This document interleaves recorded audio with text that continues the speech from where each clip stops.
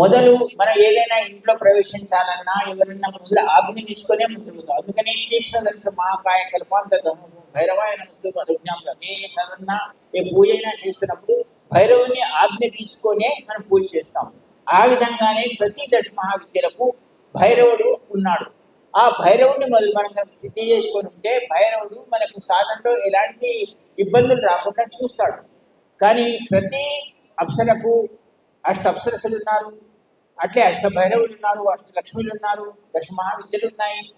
వీటన్నిటికీ భైరవుణ్ణి మొదలు ఆరాధించి మనం ఏదైనా సాధన ఆరంభం చేస్తే ఆ దానికి సంబంధించిన ఏ అప్సరకు ఏ దశమానికి సంబంధించిన భైరవుడు ఉన్నాడో ఆ సాధనలో ఇబ్బంది రాకుండా చూస్తాడు. కనుక అష్టభైరవుల్లో రురుభైరవుడు, చండభైరవుడు, ప్రచండభైరవుడు, కాలభైరవుడు, మహాకాలభైరవుడు, ఈ విధంగా అష్టభైరవులు ఉన్నారు. అష్టభైరవ సాధన ఒక్కటి చేసిన ఎడల మనం ఏ దశమానికి సాధన చేసినా ఏ అప్సర సాధన అడవిలో వెళ్ళి చేసినా మనకు ఇబ్బందులు రాకుండా చూసే క్రియ భైరవుడు చేస్తాడు. కాబట్టి మొదలు భైరవ సాధన అష్టభైరవ సాధన యొక్క మంత్రం 108 సార్లు అనుకుని అష్టభైరవ యంత్రం మీద భస్మాన్ని, ఒకవేళ శ్మశాన భస్మం దొరికితే చాలా మంచిది, లేకపోతే మామూలు భస్మాన్ని ఎక్కించి 11 బిలోపత్రాలు ఎక్కించి 108 సార్లు ఆ భైరవ అష్టభైరవ మంత్రాన్ని కొని అప్సరా సాధన కానీ యక్షిణి సాధన కానీ దశమావిద్య సాధన కానీ చేసిన ఎడల మన సాధనలో ఎలాంటి ఇబ్బందులు రావు.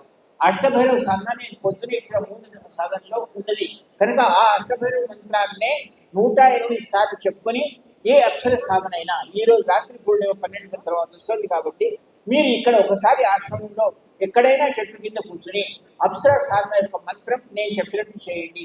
అప్సరా సాధన చేస్తున్నప్పుడు ఆమె ఏ విధంగా పిలిస్తే ముద్ర అంటే దేవత ముదాయతే ఇది ముద్ర. ముదాయతే అంటే ఏ రకంగా మనం ఒక రకమైన క్రియ చేస్తామో ఆ క్రియ చేసిన ఎడల దేవుడు ప్రసన్నమవుతాడో దాన్ని ముద్ర అంటారు.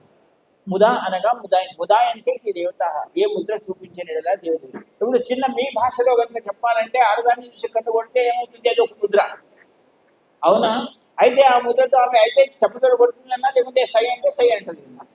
ఆ విధంగానే నేను చెప్పేది ఏంటంటే దేవతలకు కూడా కొన్ని ముద్రలు ఉన్నాయి, వాటితో వాళ్ళు ప్రసన్నం అవుతారు. ఆ దేవతా ముద్రల్ని మనం ఏ విధంగా చేస్తే ఆ దేవత ప్రసన్నం అవుతుందో ఋషులకు మాత్రమే తెలుసు. ఆ ఋషులు చేసిన ఆ ముద్రలతో కూడా దేవతల్ని కానీ మనం ఆహ్వానం చేయవచ్చు.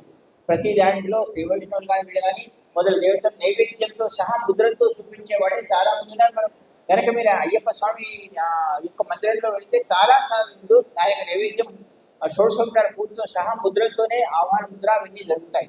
కాబట్టి ఈ ముద్ర అప్సర ముద్ర ఏదైతే ఉందో అది చేయలేని పక్షంలో ఏ మంత్రం చేస్తే అప్సర ప్రత్యక్షం అవుతుందో, అప్సర మన దగ్గరికి వస్తుందో, మన శరీరాన్ని కాయాకల్పం చేస్తుందో, అప్సరను తప్పుగా భావించవద్దు. అప్సర సంభోగాన్ని ఇచ్చేది అనే మనసులో పెట్టుకోకూడదు. అప్సరను చూసిన తర్వాత అప్సర అయితే మీరు తపస్సు చేస్తున్నప్పుడు మీ శరీరం కృషించిపోతుంది. కృషించిపోయినప్పుడు ఇంద్రియాలన్నీ కృషించిపోయినప్పుడు ఇంద్రుడు అప్సరసను పంపించి మీ శరీరంలో మరణాస్ఫూర్తిని లేపుతాడు. కనుక మనం అప్పుడు చూసిన వాళ్ళలో విశ్వామిత్రుడు 60,000 సంవత్సరాలు తపస్సు చేసినాడు. సాధ్యమా మనకి ఈరోజు అనుకుంటే సాధ్యం కాదు. మనం కనీసం ధ్రువుడు ఉన్నాడు, 108 సంవత్సరాలు తపస్సు చేసినాడు. శరీరం కృషి కాకుండా ఉంటుంది, శరీరం అయితే నష్టపోయేది. కానీ ఈ అప్సరసలు వచ్చి ఒక రసాన్ని, అప్పనగా నీరు, ఆ రసం ఇస్తారు. ఆ రసం తాగిన తర్వాత మన శరీరంలో ఒక స్ఫూర్తి, ఒక శక్తి వస్తుంది. శరీరం నిరూపితాయి అయి తపస్సుకు సిద్ధమవుతుంది. ఇంద్రియాలను బలిష్టం చేసేది అప్సర కనుక స్వర్గంలో ఉంటుంది. కాబట్టి ఒక రకమైన ఒక ద్రవాన్ని తెచ్చి మనకిస్తుంది. అలాగే యక్షిణి కానివ్వండి, అప్సర కానివ్వండి, గంధర్వుడు కానివ్వండి, వీళ్ళందరిలో కూడా ఒక విశేషమైన శక్తులు ఉన్నాయి. దానితో మనలో స్ఫూర్తిని కలిగించి మన తపస్సుకు సిద్ధం చేసే తపస్సులో ఎలాంటి ఇబ్బంది రాకుండా మన శరీరాన్ని కాపాడడానికే వచ్చే ఈ దేవత యోనులు ఏవైతే ఉన్నాయో, యక్ష గంధర్వ కిన్నర అప్సర యోనులు ఉన్నాయో, ఇవన్నీ మనల్ని तपस्या कापाड़े योनिगा చెప్పబడ్డాయి। हम तपस्या करते समय हमें रक्षा करे, हमारा शरीर कृष्णमय न हो जाए, रोग है। हम अगर बारिश में जाते हैं तो सर्दी हो जाती है, धूप में जाते हैं तो धूप लग जाती है। हमारी परिस्थिति तो आपको पता है, आजकल की परिस्थिति में आपको कहीं बाहर जाओ तो मेरे पास 100 लोग आते हैं, गुरु जंगल में बैठे रात में डर लगा सर्दी होगी। आज सर्दी हो गई तो ये आदमी कहाँ अप्सरा आपको ला सकेगा। गुरु तपस्या का मतलब होता है कि तुम 1000 वर्ष भी बैठ सको, वो लोग ऋषियों की परंपरा थी। आज अगर तुम 10 दिन भी अगर मैं तुम्हें जंगल में बैठने के लिए कहूँ, तुम भय मुक्त होकर, भय कोई निर्भय होकर बैठ जाओ तुम्हारे शरीर तुम्हारे कंट्रोल में हो, तुम उपवास करते हो, जंगल में जो मिले वो खा के ही साधना करते हो, क्यों हम ऋषि परंपरा को मानते हैं? ऐसा कौन सा सप्तमहर्षियों में ऋषि है बताओ जो महलों में बैठा हुआ था?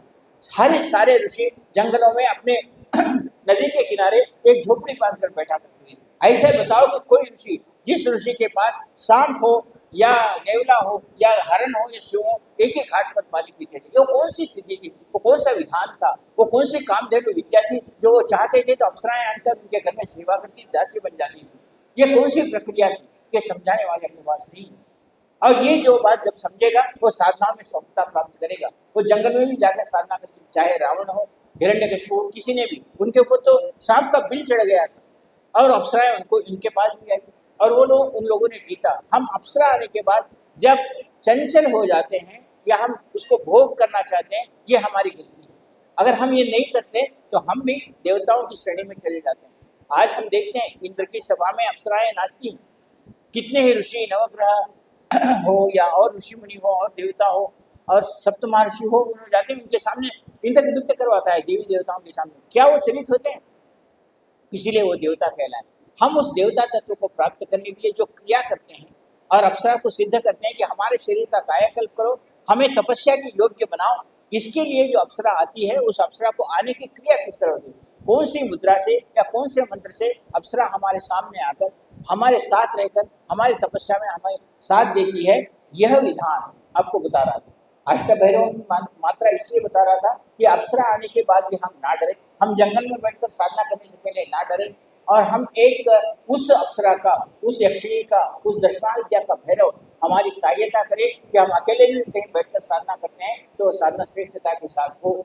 इसके लिए हम भैरव साधना या अप्सरा साधना हमारे जीवन में करना उचित कहा गया है। और अप्सरा साधना करने से हमारे शरीर में एक ऐसा द्रव, एक ऐसा रस हमारे शरीर में बहता है जिससे हमारे शरीर को सांप काटा तो विष नहीं चढ़ता, या फिर कोई आगे आपने बहुत सारे देखे होंगे, सारे ऋषियों पर बिल भी चढ़े गए थे जिसके ऊपर सांप भी निवास, उनके ऊपर से सांप गुजरता था, लेकिन कुछ नहीं होता।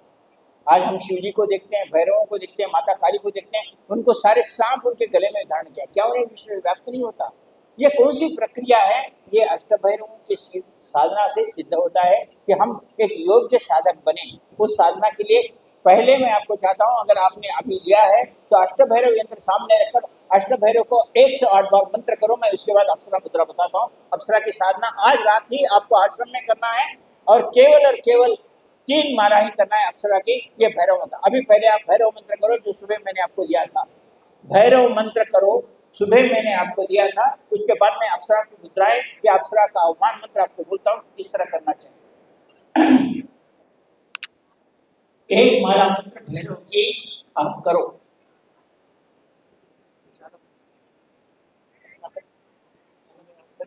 हाँ?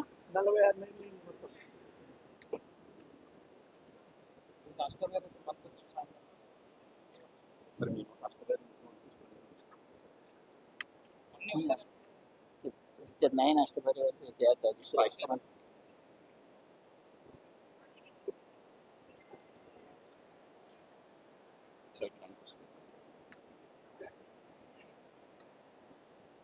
आपके पास अगर भस्म नहीं है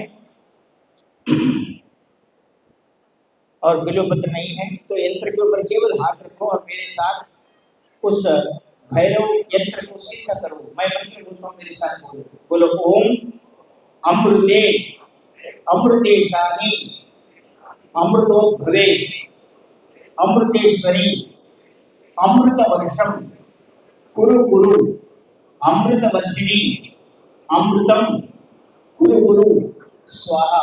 मेरे शरीर को अमृत प्राय मत बनाओ, अमृत कर दो, मेरे शरीर में अमृत भर दो।